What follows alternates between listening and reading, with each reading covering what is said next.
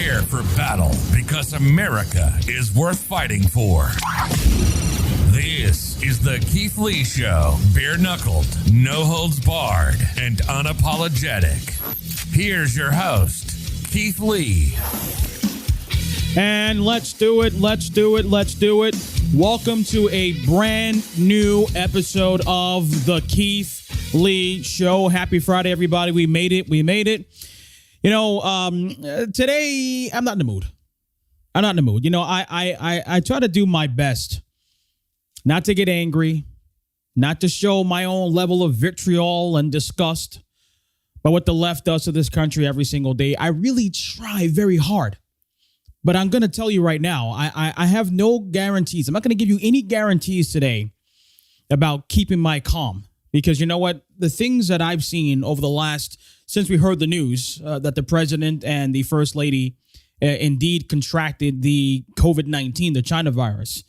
For the last, I would say 12 hours or so, I have seen the most disgusting crap coming from the left. You know, I am not surprised by anything they do. Not at all. But I mean, just the disgustingness, wishing, you know, death threats upon the president and the first lady. This is the chickens coming home to roost. Now the president will finally get serious about fighting the coronavirus. I mean, we have the quotes. We have the quotes from people that work at the New York Times. We have the video clips from CNN and from Fox News and Chris Wallace. We have it all today. All right, a jam-packed episode today. Before we get started, if you're watching us on YouTube, thank you for joining us today. If you like what you're hearing, please hit the subscribe button, smash the like button. Thank you for joining us. If you're listening to us on the podcast, and we're available on Apple, Stitcher, iHeartRadio, the number one commercial podcast publisher in the world. If you like what you're hearing there, please be sure to like and subscribe and come on over to YouTube. You'll like what you're seeing. If you want to reach me directly, you can do so at www.thekeithleeshow.com. That's www.thekeithleeshow.com. And when you go there, you have access to literally all of the things that we're doing, all of our links from all the podcast publishers we're using to our YouTube page and a whole lot more. You could also find me on Twitter at The Real Keith Lee and on Facebook at The Keith Lee Show. Okay. So as I mentioned, the president and the first lady contracted the coronavirus. You know, I'm just going to give you a little taste of what we had to deal with. Okay. What's out there today over the last 12 hours. Okay. So if you go to the AP, right, the Associated Press, now the Associated Press and their competitor Reuters, these are supposed to be these newswires. You don't really, because there's a separation between news and opinion. There's always been a Chinese wall, supposedly. But it's amazing when you read a news article, but yet they're injecting editorials into it. So you can't just say that the president contracted coronavirus. No. Well, this is the chickens coming home to roost. The president was flouting the CDC guidelines, and this is why he's contracted the disease. President Donald Trump is experiencing mild symptoms of COVID-19 after revealing Friday that he and First Lady Melania Trump have tested positive for the coronavirus. A stunning announcement that plunged the country deeper into uncertainty just a month before the presidential election. Trump, who has spent much of the year, and here's the editorializing, Trump, who has spent much of the year downplaying the threat of a virus that has killed more than 205,000 Americans, said he and Mrs. Trump were quarantining. The White House physician said the president was expecting to continue carrying out his duties without disruption while recovering. The White House official said Friday morning that the president was experiencing mild symptoms but was working from the White House residence. Trump's diagnosis was sure to have a destabilizing effect in Washington and around the world, raising questions about how far the virus had spread throughout the highest levels of the U.S. government. Hours before Trump announced he had contracted the virus, the White House said a top aide who had traveled with him during the week had tested positive. Vice President Mike Pence tested negative for the virus on Friday morning and remains in good health, his spokesperson said. Many White House and senior administration officials were undergoing tests Friday, but the full scale of the outbreak around the president may not be known for some time, as it can take days for an infection to be detectable by a test. Officials with the White House medical unit were tracing the president's contacts. Trump was considering how he might address the nation or otherwise communicate with the American people. Friday, an official said Trump was last seen by reporters returning to the White House on Thursday evening and did not appear ill.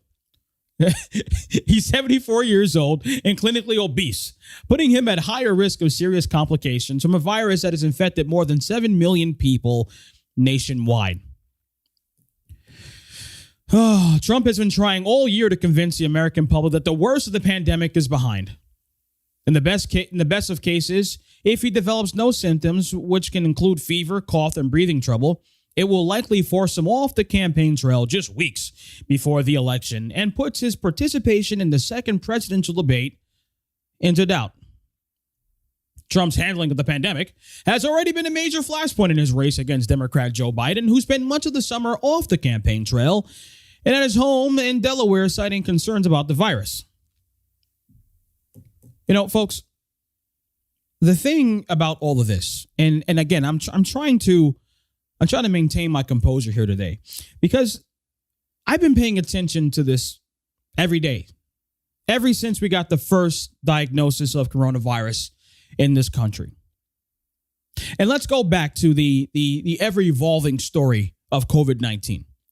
So we were told regarding lockdowns that we need to stay home to flatten the curve. Okay? We were told that the mask didn't work, and then that evolved into you should wear the mask. If you don't wear the mask, you're going to kill grandma. If you don't wear the mask, that means you don't care. You want to kill people. That's what has been implied by the media. That's what's been implied by the Democrat Party, that if you don't wear a mask, you want to kill people. Okay? And if you want to go back to work, you are being reckless.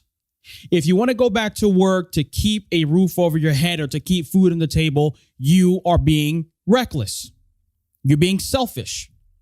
You can spread it to countless other people. You can kill your parents. You can kill your grandparents with this.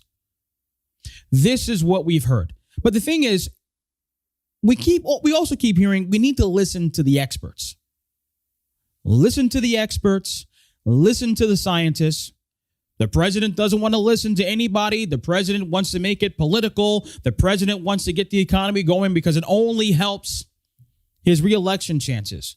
But the thing is, I've been listening to the scientists. I've been listening to the experts. And what I know is the fact that we don't have a vaccine right now, and we don't know when the vaccine's likely to come. Are we very hopeful? Yes. The president hopes that we can have a vaccine before the election or November, October. Hey, whatever it happens, happens. But the experts are saying we may have it at the end of the year. We might have it sometime next year, but we don't know. But the best thing we can do is to flatten the curve. We flattened the curve. And if we don't have a vaccine, then what are we to do? Are we supposed to stay home forever? Are we supposed to not have contact with anybody at all until there's a vaccine, which we don't know when it's going to come? The experts have said that most of the global population will contract COVID-19.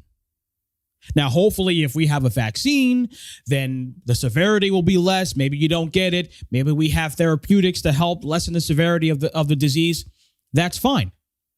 So the fact that it's major news today that the president contracted coronavirus, the president who has to work around a lot of people, the president's not wearing a mask. If you listen to some of the clips that we're going to play for you soon, the media make it seem as if because the president didn't wear a mask or the president doesn't wear a mask, that's the reason he got the virus. Now, I was told, we've all been told by the experts that the masks are not to stop us from getting the virus. It's from stopping other people from potentially spreading it. So because he doesn't wear the mask, now the president's at fault. Because the president hasn't taken the coronavirus seriously, now he's contracted the disease. He's contracted the virus. But the experts have said that most of us are going to get it. I don't want to diminish life. There might be many of you listening right now who have lost somebody or know somebody that lost someone because of this virus. And it's a very sad thing. Nobody deserves to get this, and nobody deserves to die from the coronavirus. But this notion that the president contracted it because he's irresponsible and now, only now will he take it seriously. Well, then that says what? What the hell have we been doing the last 6 months? What the hell has the president been up to the last 6 months since the media claims that he hasn't taken this seriously?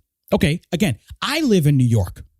Okay, I live in the epicenter, or what was the epicenter of coronavirus in this country.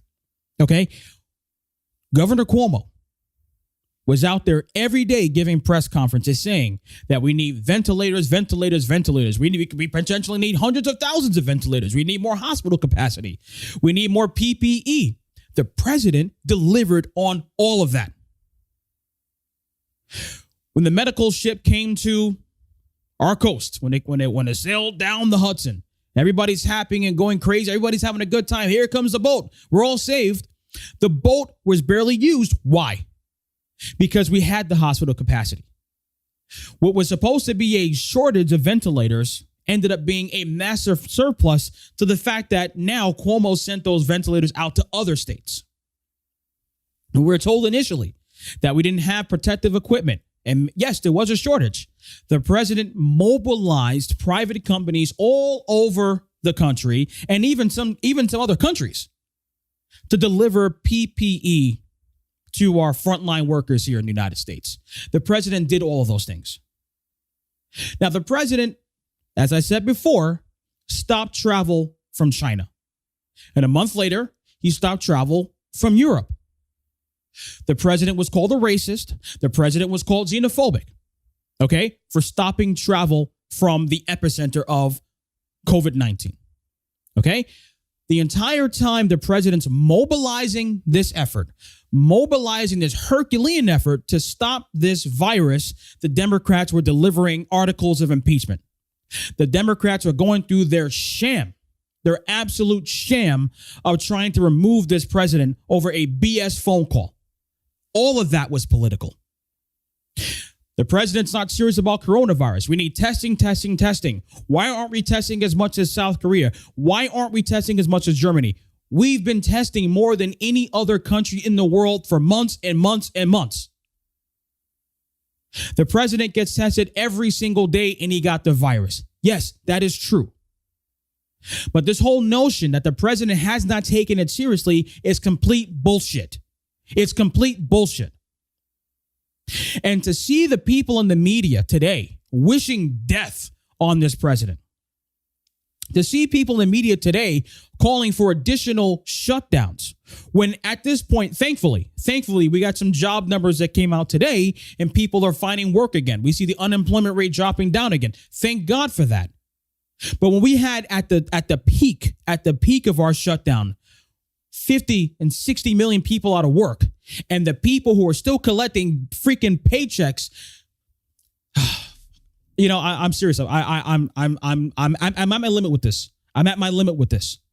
We have people collecting paychecks, excoriating the American people for wanting to keep a roof over their heads or to take care of their families. And now they're calling for shutdowns again because, the president contracted the coronavirus and he wasn't serious about it. Now look at him. This is disgusting shit. And I, for one, am tired of it. I try to be nice about it. I really try to be nice about it. I don't want to come out here and be belligerent, be an angry conservative or whatever, but this is bullshit. And I am sick of what the media and what the left has been trying to do to this country. For what? For power. Do you think they really give a crap? They don't give a damn if anybody contracts the coronavirus, as long as it makes the president look like crap. That's the only thing that matters. That is the only thing that cares to them. Folks, let me. Last night, I purposely, I was laying in bed and I was on Twitter. And you wouldn't believe every time I refreshed my Twitter feed, more filth, more garbage was coming out of the left. Let me give you a few choice pieces, okay? This is from Michael Barbaro, who's a reporter at the New York Times. And he says on Twitter, even if Mr. Trump, who's 74, remains asymptomatic, he will have to withdraw from the campaign trail and stay isolated in the White House for an unknown period of time. If he becomes sick, it could raise questions about whether he should remain on the ballot at all. He wasn't the first person saying that either. You see, if Biden was running away with this election, why have the left the entire week? Why has the left the entire week called for Biden to skip the next debates? The president contracts coronavirus. Maybe it's time for him to be pulled off the ballot. Maybe it's time for the cabinet to invoke the 25th Amendment. We have video from the media saying that. So they're doing everything they can to get the president off the ballot. They're doing everything they can to supposedly stop this fascist dictator lying in wait. It's disgusting stuff. And it's not this. That was the most minor tweet.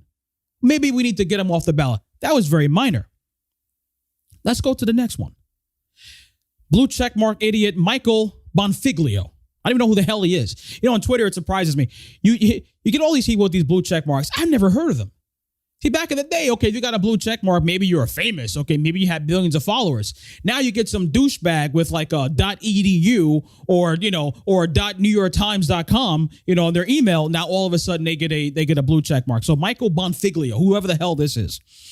I hope Trump's diagnosis wakes his supporters up to the reality of the pandemic and it makes him suffer and die. I wonder if his account's going to be suspended. Somebody else, some other fool named Pictus Trail. I don't even know what his real name is, but another blue checkmark douchebag. If Donald Trump dies a painful coronavirus death, this should be music playing as he enters the gates of hell. And by the way, you see he's playing Green Onions by Booker T and the MGs. From Pat Reagan. It would be so narratively satisfying if Trump dies of COVID. And you had Dan Tynan. I want Donald Trump to live long enough to be thoroughly humiliated at the polls in November, and then he can fucking die. Blue check mark idiots, every single one of them. Now, if a conservative had said any of these things about RBG, whatever, oh my God, how can you possibly say that about such a dignified woman, about such an iconoclast? That's what you would have heard. And guess what? Their accounts would have been suspended. None of these people, and I checked a few minutes ago, all their accounts are still open, ready to go. And by the way, the Washington Post is a complete dumpster fire. So within 5 minutes of the news breaking that the president has coronavirus, the Washington Post tweets, imagine what it will be like to never have to hear or think about Trump again. 5 minutes after the news broke. They say, but we're the radicals. We're the extremists. When Michelle Obama's out there saying, when they go low, we go high. We go low? You see, I'm tired of this whole idea of being the nice. See, conservatives, we're too nice.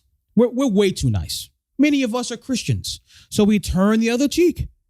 We let people say whatever the hell they want to say, and you know what? Hey, maybe we'll leave it in God's hands, okay? But then guess what? We don't do anything. We're too nice about it. We're mild-mannered, and then the media can dump on us and still call us racist and sexist and bigoted and homophobic. We challenge the narrative, and now, we're anti-science. We're climate change deniers. This is what the media says about us. When something happens to a prominent conservative, here comes the claps. I hope he dies. I hope Trump dies a horrible, miserable death. That's what they're saying on Twitter right now. When Herman Cain died of the coronavirus, this is what happens when you hang around the president. This is what happens when you don't listen to the scientists. You don't listen to the experts. Celebrating this man's death. When I say the time for being the silent majority is over, I freaking mean it. Because you know what? If we acted the way they acted half the time, we wouldn't be dealing with this crap. Because we're so goddamn nice about it, then they are allowed to walk all over us. But the time for that is over. The time for that is over. Let me get into some of these clips real quick. Just to hear the vitriol, the disgustingness, the nastiness that's coming out of the left. There's a little montage from CNN. You have all your favorites, like the dumbest motherfucker. Here we go. Let me stop. The dumbest idiot on TV, Don Lemon. You got Carl Bernstein. Oh, I didn't know Carl Bernstein was an epidemiologist. I didn't know he was an expert in infectious diseases. This guy did one thing in his life. Oh, he exposed Richard Nixon. Now, every single time that something happens with a Republican president, here comes Carl Bernstein. Here comes Bob Woodward. He's also in this montage. Listen to this montage. Don, I said hours ago that this was a code red moment for the U.S. government before we even had these diagnoses from FLOTUS and POTUS. At this point, knowing that the president is sick and that the pandemic is affecting personnel in the White House, this may be the most dangerous moment that the U.S. government has ever faced. Oh, so more dangerous than fighting the freaking Nazis? More dangerous than beating back the Japanese? This is the most dangerous moment for the U.S. government? Because the president contracted a disease that you have a likelihood of 0.01% from dying? Are you kidding me with this crap? Are you kidding me with this crap? That's more dangerous than Hitler? The president is suffering from a deadly virus. This feels like something we should be watching on an episode of Homeland. The president of the United States is suffering from a deadly virus. He has to quarantine. He is not able to fully perform his duties as commander in chief. It's his own. You see that? And she's priming the pump right now. We need to invoke the 25th Amendment. Now, as far as we know right now, the president's not incapacitated. The president's quarantining. The government's still going to run. Okay? And in fact, we have more breaking news as we're talking right now. According to White House staff, who's this? Mark Meadows. According to Mark Meadows, he said the president remains in good spirits and he's very energetic. He said after testing positive today, the president got up this morning and got right back to business. But he's quarantining, so he's not going to be in the role for a while. We talked a number of times this morning. We got 5 or 6 things that he wants to get done for today, and he certainly want to make sure that he's staying engaged. Another critical point is that doctors continue to monitor both his health and the health of the First Lady, and that they're glad to provide some updates later today. But as far as we know, and yes, it's still early on in the process, the president and the First Lady are doing just fine. But the media is trying to, yes, maybe this is the way. So the last 100 attempts at removing the president from office didn't work. Oh, well, maybe we found a way now. Maybe the virus that he called a hoax, which he didn't call a hoax, by the way. Oh, the virus that he said you can inject Clorox into your arm, which he didn't say, by the way. Maybe the virus will be the one thing that we can finally get Trump out of office. Oh, and now that he has a virus, and it takes about 2 weeks for the virus to work its way through your system, maybe we don't have to have the next debate. Ooh, maybe that's the benefit from all of this. Dereliction is partly to blame for this. He chose to go out to rallies. He chose to downplay masks. He chose to not social distance and call it a hoax. We are now in the president never called it a hoax. And you see, again, this whole idea that the president called the coronavirus a hoax is the same thing with the whole Charlottesville myth. When the president mentioned anything about the coronavirus being a hoax, he was talking about what the Democrats are saying about his response. The Democrats are saying that the president wasn't taking this very seriously. Oh, because the president wasn't invoking the Industrial Act where you have to force all these companies to provide equipment for the United States. Because he wasn't doing that, the president is treating this he's not taking this very seriously. And the president said that is a hoax. That the idea that he wasn't taking the coronavirus seriously was a hoax and that it was fake news. Ever since then, the media has been out there saying, the president's calling coronavirus a hoax. The same thing with Charlottesville. The president's saying that there's very fine people on both sides. Never said that. And by the way, that reminds me, I put together a montage of all of the times since the president has indeed been the president, disavowing white supremacy, disavowing racism. There was a whole big back and forth yesterday In the White House press room, the media embarrassing themselves yet again. Let me finish going through this clip. It's of a national security crisis that is different than any one in our history in this country. We have to be concerned about adversaries, particularly Russia. We don't know what his health is going to be. It's going to totally upend the end of the election campaign. So every aspect of our national life in terms of stability is now affected in ways that we could never have envisioned. Again, and by the way, how can you tell all of that? How can you? The news only broke about 12 hours ago, and now guess what? The country is now completely destabilized. No need to have the next debate. We got to remove the president. He's not able to fulfill his obligations as the president of the United States. Mind you, again, he's in good spirits. And oh, by the way, Vice President Pence has tested negative. So even if the worst were to happen, Vice President Pence is healthy. He's fine. So what are they talking about? Oh, now we have to worry about Russia? What the hell do you think Russia's going to do? What do you think Russia's going to try to nuke us while the president is quarantining at home? What the hell do you think is going on? But this is the type of crap that they peddle on CNN. Why?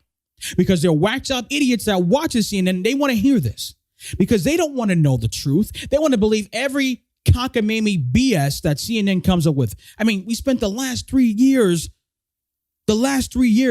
listening to conspiracy theory after conspiracy theory about how the president is a troll. The president's a mole for Russia. The Russia has dirt on the president. The president owes money to Russia. 3.5 years they peddled this garbage. And so now you're the one because you're a supporter of the president. You, and we got into this last week, you are part of a death cult. Because now, yes, if you don't wear a mask, right, then you don't take this seriously, do you? You're listening to the president. The president's downplaying the coronavirus because he wants to win re-election. Oh, by the way, now that he's gotten the coronavirus, this is the most deadliest time, the most serious time this country has ever faced. A day ago. The president's doctor is saying, well, the president's going to carry out his duties without disruption while recovering. Well, we don't know that for sure yet. We'll have to see, how the president feels, if that is indeed part of the protocol of the government, because, at some point, the vice president is supposed to take over if the president can't carry out his duties in any way or if he's incapacitated. Are we finally now going to let the science prevail? Is the president going to say it's time for the scientists to be listened to, including by myself? That we have a stark landscape in front of us. And also, let's take a look also at the effect of this on the rest of the world, because it is going to be noticed. There are movements in Great Britain, in the UK right now, saying, open up. We don't want to be locked down anymore. This is going on in other places too. It's very hard to imagine that after this, that there is not going to be around the world another look at a cavalier approach, that we must start to do what the scientists have told us. And what Carl Bernstein is telling you right now, he's calling for more shutdowns. That's what he's calling for. So now, yes, because the president got that, now maybe everybody in the world is going to finally listen to the scientists, which you've been listening to. Again, let's go back to the beginning. We need to flatten the curve. Nobody ever said, and the media, it's funny, the media keeps playing the game. So is the idea to stay home until nobody ever catches the virus again? Because if we start to have any interactions with people are going to catch it. The virus will spread. But we need to look at it from the risk that we're taking. You can take a risk. You're risking your life walking out of your house every day. You can get hit by a truck. You can be stabbed in the streets. You're taking a risk every day. Again, not diminishing life. But is the media trying to suggest, and they've been doing it for a long time, that essentially we all need to lock down to do what? We flatten the curve. Okay, now we leave our homes. No vaccine. And when we have the inevitable spikes, what does that mean? We lock down again? So what happens to the economy? What happens to all of the depression and anxiety and the drug use and the suicides? That's what we're experiencing. And it's not just here in this country. We're seeing it all over the globe. But it's okay, though, right? Because maybe now the president can be removed from office. Maybe now it's time to vote the 25th Amendment. Listen to another bum. This guy couldn't hack it. Got fired in 1 week. Anthony Scaramucci, who supposedly is a big shot on Wall Street. Yeah, give me a break. Listen to Scaramucci. This is just rank irresponsibility and it's rank incompetence. And let's just stipulate, he's lied about the science for 6 months, couldn't protect himself or his family. So how is he going to protect the American people going forward? And so I feel bad that he's sick. I want him to get better. Certainly, it's a tragic situation. But we have to not let up on the gas if you want to remove him. We have to still discuss the racism, the destruction of the democracy, the demolishing of the institutions of our government, the voter suppression. All of this stuff has to be discussed now. It is wholly irresponsible, and good men and women in the United States need to speak out now and remove this president. People typically vote on their emotion. They're voting on their feelings. And this feels ominous. This feels like Mother Nature is sending a message that something is amiss in the society. And this is a very symbolic thing that goes against the president's narrative over the last 6 months. Again, this guy wasn't talking any of this shit when he was working for the president. He couldn't hack it. He got shit canned. And now this is what he says. This is what he says. This guy was a complete nut hugger on the president. Complete nut hugger until he got shit canned. Oh, my God. I mean, come on, folks. Come on, folks. None of this is serious. None of this is serious. These are the most unserious people in the world. Okay? And now we have yet another montage. I mean, look, we can do this all day. We can do this all day because this is how shameless the media is. This is how shameless the left is. Again, we've only been at this 12 hours. It's been less than 12 hours.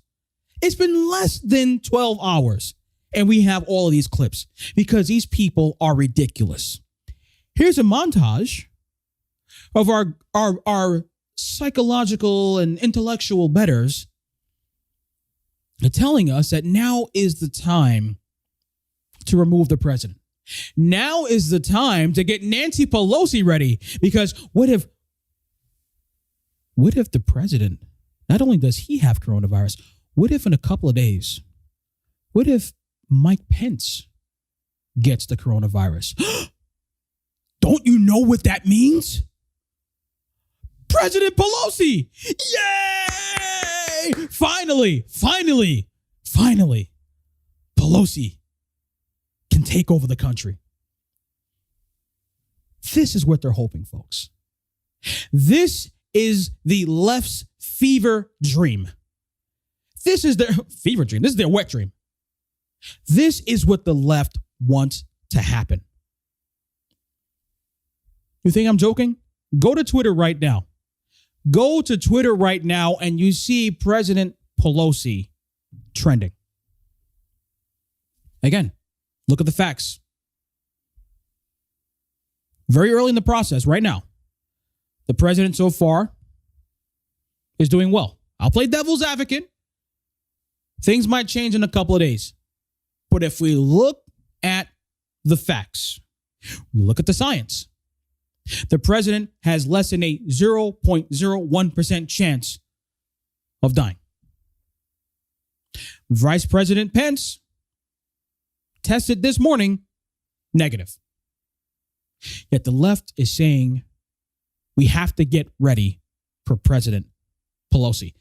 Listen to this montage of the media calling for the 25th Amendment to be invoked. In the past, when the president has become seriously ill, what's happened? How many times has something like this happened in our nation's history?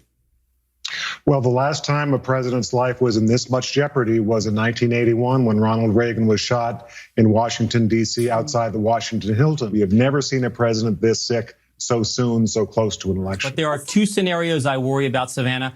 First is the scenario like what happened to the UK Prime Minister Boris Johnson, where he got so sick he had to go into intensive care. If the president is incapacitated, Mike Pence, the VP, would become the acting president. That's only happened 3 times in recent history. If the worst case scenario does come true and the president might be unable to temporarily do his job, what is the exact next step that happens? How far down the line is the line of succession? Do they get planned for something like this? What would happen if the vice president were to become unable to fill in there for it President is. Trump?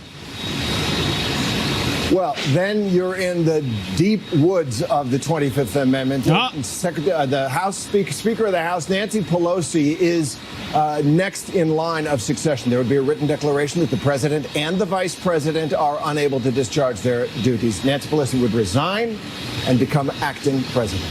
The good part of this is, if there's any silver lining to this, Craig, is that we've got a constitutional system. If something, God forbids, happened to a president and or a vice president, or then a Speaker of the House, President pro tem of the Senate, then you go through the cabinet in order basically of seniority. So there is a line of succession. The Republic would be secure.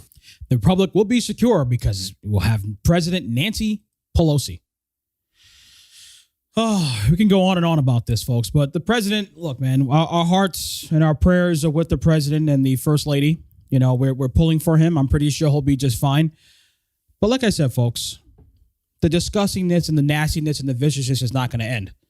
You know, and I know there's, see, the great thing about conservatives, there are many varieties, many different hints of conservatism, if you will. You have some of the more evangelical Christians, and that's fine. It's fantastic. And you have a few others that are a little bit more rough and tumble. You know, I like to think of myself as, you know, maybe I'm a New York guy being a little bit more rough and tumble. So I'm okay with fighting. I'm okay with a brawl. But you know what? We have to fight for our country. This is a brawl. This is a no-holds-barred brawl to save our country because these idiots are lying in wait to destroy our country. The Democrats don't care about Russia. The Democrats don't care about China or any of our other enemies. The Democrats only care about stopping you.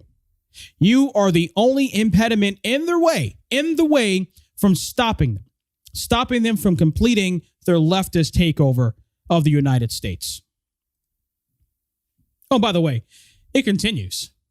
So now, Michael Moore, I don't even know why they keep putting this guy over. Michael Moore, what Fahrenheit 9/11? I mean, give me a damn break. Bowling for Columbine? What has he done since then? And by the way, all hackery to begin with. But fat ass Michael Moore, and listen, I know I'm a chunky guy, but I don't give a damn. Fat ass Michael Moore, liberal hack Michael Moore, says that the president is faking the coronavirus. And it's not just him. Check out this new conspiracy theory. Filmmaker Michael Moore peddled a conspiracy theory on Thursday night, suggesting that President Trump might be lying about having COVID-19 in order to gain sympathy. He's an evil genius. And I raise the possibility of him lying about having COVID-19 to prepare us and counteract his game. Moore posted to Facebook just hours after President Trump announced his positive test result. He knows being sick tends to gain one's sympathy. He's not above weaponizing this. Democrats, liberals, the media, and others have always been wrong to simply treat him as a buffoon and a dummy and a jackass. Yes, he is all of those things, but he's also canny. He's clever. He's outfoxed Comey. He's outfoxed Mueller. He's outfoxed 20 Republicans in the GOP primary and then did the same thing to the Democrats, winning the White House despite receiving fewer votes than his opponent. Moore also suggested, in all caps, he may use this to push for delaying/postponing the election. He may use his COVID as a pretext to drop out of the race and move Pence to the top of the ticket. Pence would then temporarily become president, and Pence could preemptively pardon President Trump for all of his crimes. Ah, yes. So the president's a moron. The president's an idiot. He's stupid. Yet according to the whack job conspiracy theorists on the left, he's still capable of playing 3D, 4D, 5D chess. Oh, but we're the ones that don't believe in the science. We're the deniers, right? Oh, we're the Bible thumpers. Yeah, we're the crazy ones. Yet this is what you find on the left. Real good stuff, folks. Real good stuff. And by the way, here's Chris Wallace, by the way, also haranguing the president because, at the debates, the president wasn't wearing his mask. The first lady wasn't wearing a mask. The Trump family weren't wearing masks. And the lesson of the story, put on the damn mask. Listen to Chris Wallace. I've always been disturbed, frankly, that people think the mask is a political issue and wearing the mask or not wearing the mask says something about your politics. It's a safety issue. And the best scientists in America say not that they're a perfect cure, not that they're a vaccine, but that wearing a mask today is the best weapon we currently have to avoid getting the disease and transmitting the disease. And if there's one lesson from today, it's that here's the president of the United States who lives in the biggest bubble that exists on the planet. And he got it through no fault of his own. And so the answer is wear the damn mask. Oh, yes. Again, if you want to listen to the experts, be prepared because, again, the experts are saying that most of the global population will have coronavirus at some point. So I don't see why this is such a shocking revelation. Okay? Is there a danger? Yes, there's some danger. But this whole notion that the mask is somehow the miracle we've all been waiting for is complete bupkis. Because let me tell you something, folks. Again, I walked the streets of New York City. And to see people, I see people with 2 and 3 masks on at a time. I've seen people with 2 or 3 masks on at a time and a face shield and 2 layers of gloves, and they still run across the street whenever somebody walks by them in the sidewalk. Is any of that backed by science? I see people being harassed on the street. They would never even dream of harassing me. Okay, I'm a big 6-foot black guy. What the hell are they gonna do? All right, you think some little beta male, some soy boy on the streets of Williamsburg gonna say something to me? I slap the shit out of him. But the fact of the matter is, folks, you have people out there. They will look at you real funny. You're out in the open, standing next to no one, with a breeze and sunlight, not wearing a mask, and people will look at you funny. Because remember, the implication is you are being reckless. You don't care about me. You don't care about my grandmother. The president has tried finding a balance between stopping the virus and allowing our economy to exist. If we don't have an economy, what difference does it make? What difference does it make what the coronavirus does? Here in New Jersey and in several other states throughout the country, a lot of the moratoriums for paying your utilities or paying your rent, that's going to end at some point. And if you haven't been able to find work, or you feel too nervous about going back to work, and you have all of these months of arrears, all of these bills piled up, who do you think is going to bail you out? Do you think the government has the money to bail you out? Do you think the government's going to cut a check to pay back all of the arrears you owe? No. The president understands that. And I think if you are looking at the science and you're using common sense, for freaking sakes, we don't have to look at this as some sort of death sentence. We don't have to stay at home and bury our heads in the sand. We've been through this for 6 months now. Every day, leftists all over the country continue to dump on Texas and Georgia and Florida. Yet even after their second wave, still haven't come close to the death and destruction that we had here in New York. They didn't send old grannies to nursing homes in Florida. We don't have people trapped in dirty ass subway trains and packed like sardines in Texas. They have tried to strike a balance. All the Republican governors in this country have tried to find a balance between the health and safety of their people and the complete destruction of our way of life in the United States. The left are the true deniers of science. And every single time, they create this massive hysteria. And we say, well, wait a minute, calm down. Why don't we look at all of the available information before we go headfirst into some nonsense? Oh, what are you trying to say? You don't believe the experts? Why aren't you listening to Dr. Fauci, the Saint Fauci, who, by the way, doesn't like to wear a mask when he's outside? He's hanging out with his wife. He's going to a ball game, not wearing a mask. We all saw the footage. The leader of the Republic, the freedom fighter of coronavirus here in New York, Andrew Cuomo. This guy likes to drive around. Hey, no mask. Hey, don't wear a mask in your car. That's idiotic if you're doing that. But again, he's on TV. Here's the mask. Symbolically, yes, I have my mask on. I have to set a good example. Until he's making meatballs, right? No mask. It's crazy stuff, folks. This is the fight. This is the fight we have on our hands right now.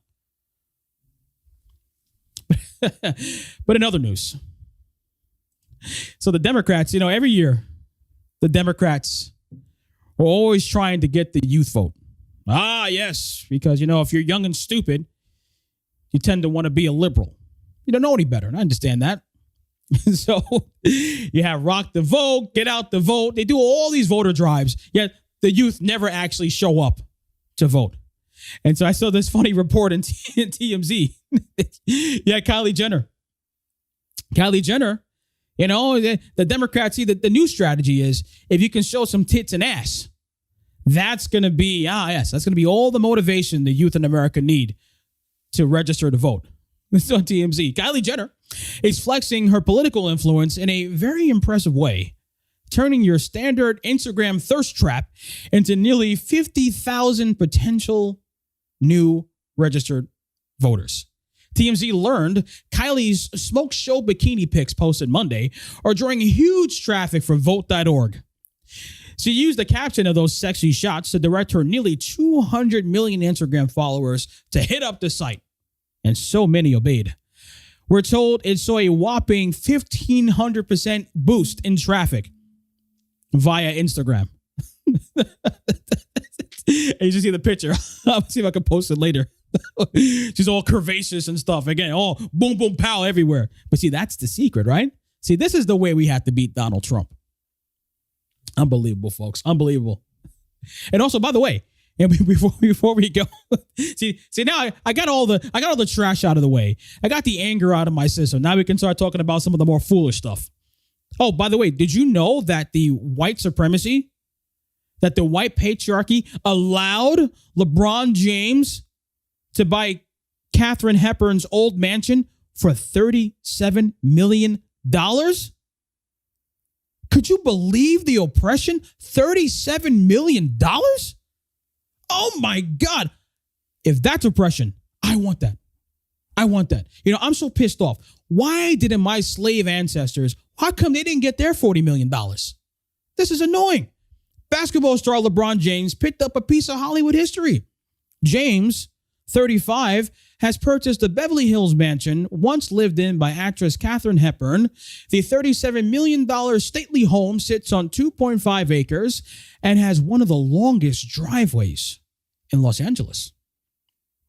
Fitting for its Hollywood roots, the home also has a theatrical screening room. The mansion, built in the 1930s, was first owned by actor Charles Boyer and later taken over by Howard Hughes. Although he never actually lived in the home, Hughes leased it to stars including Hepburn, his ex-girlfriend. James, fresh off his successful Get Out the Vote campaign, there you go, and the NBA Finals, brought the home from the estate of late longtime owners Lee Phillip Bell and her husband William J. Bell. It was listed for $39 million, but James got a 6% discount. Wow.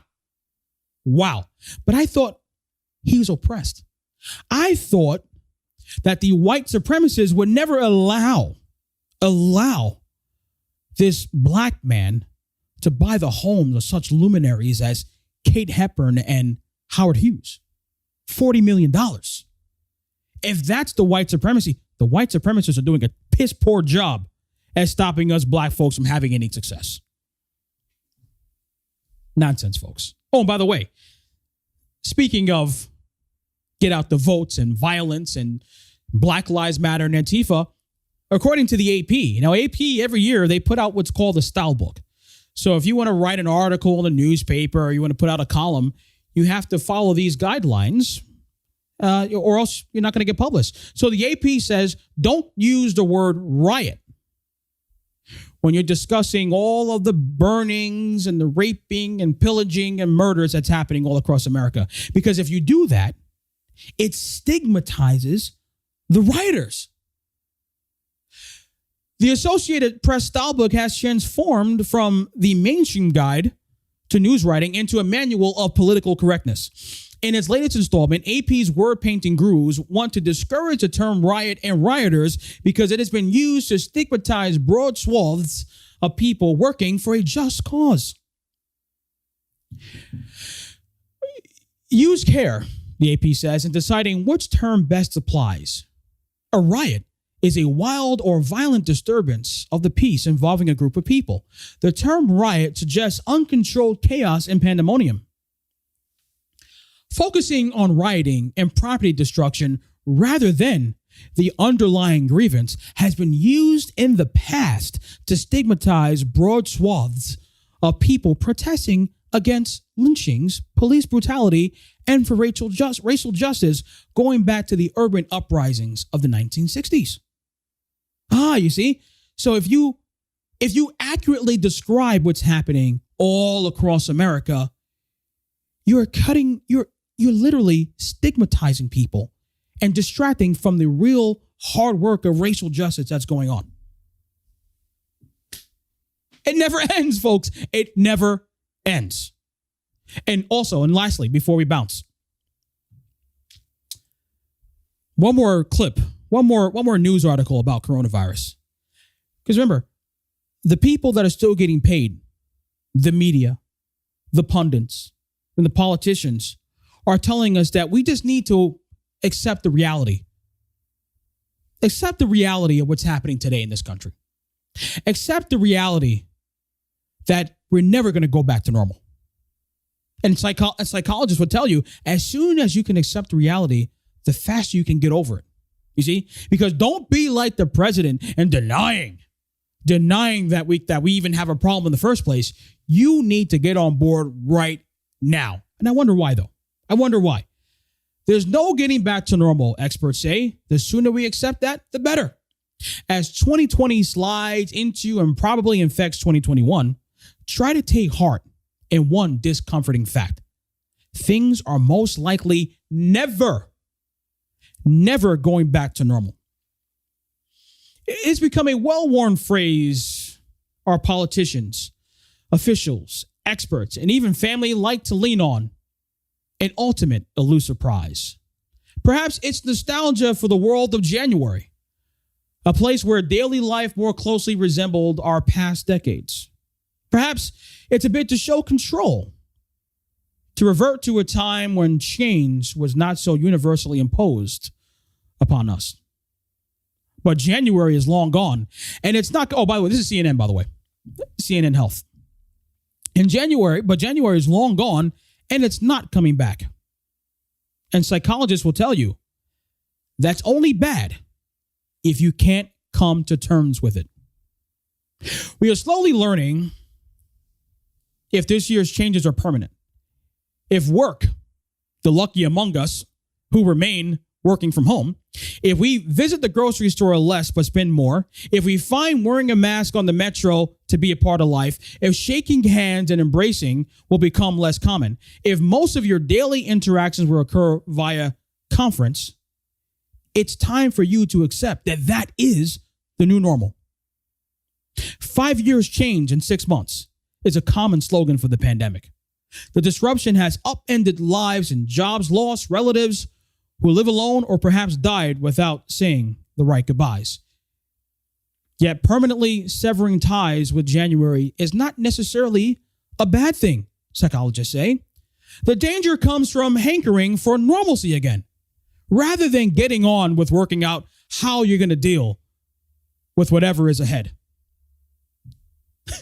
Politicians who pretend that normal is just around the corner are fooling themselves or their followers, or perhaps both, said Thomas Davenport, who is a professor at Babson College. People who suffer tragedies eventually return to their previous happiness level. But I think that COVID-19 is a little different because we keep expecting it to end soon. So there is no need to permanently change your attitudes about it. The human tendency to believe change is temporary and that the future will again resemble the past is often called normalcy bias. People who don't adapt to change believe what they remember as normal will return and delay modifying their daily routines or outlook, don't you know? So you see, if you don't wear a mask, it's because you are denying the reality. If you think that you'll be able to go back to work anytime soon to support yourself, well, you're not accepting the reality. If you think that, hey, you know what, maybe one day I'll be able to hug my loved ones again, or we'll be able to have Thanksgiving dinner or 4th of July barbecues, hey, listen, get real. That's never going to happen again. What? I thought that if we got a vaccine, that we'd be able to do those things again. But we're being told on CNN Health, don't expect to ever go back to our normal lives. Those who refuse to wear masks may be guilty of normalcy bias, since they perceive this intrusion into their lives as a passing fad they don't need to embrace. Now, don't you get it? The president catching coronavirus is the only evidence you need to take this seriously. Folks, you know what's at stake. The president will be fine. We all hope nothing's going to happen to him. You look at the science, you look at the odds, he'll be just fine. Him and the first lady. Don't think for a minute this is the last we're going to hear about this. The media all weekend is going to talk about all these conspiracy theories about how they can get the president out of office today. Invoking the 25th Amendment, removing the president from the ballot, priming President Nancy Pelosi to take over. We're going to hear a lot more about this over the coming days, folks. So be ready. Be ready. I know what? I think it's okay to be angry now and then. It's okay to be pissed off because our way of life is under attack. The things that we believe, the things that we know to be true, because the facts say they're true, are under attack every single day. And the Democrats will stop at nothing to get their power.